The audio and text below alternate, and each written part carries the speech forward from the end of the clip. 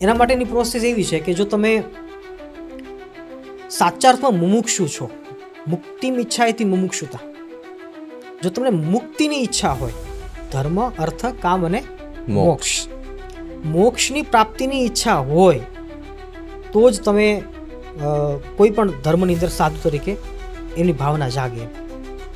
પણ સ્વામિનારાયણ સંપ્રદાયમાં જો થવું હોય તો એમની નાનકડી એવી પ્રોસેસ છે.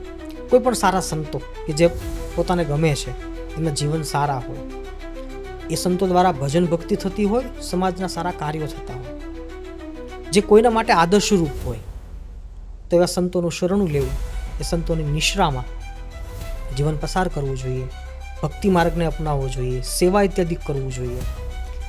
સમય જશે, તમારામાં મુમુક્ષુતા દેખાશે, તમે ક્વોલિફાય થશો વિચારોથી, ફિઝિકલી સેવાથી, અને પછી તમને દીક્ષા આપવામાં આવે.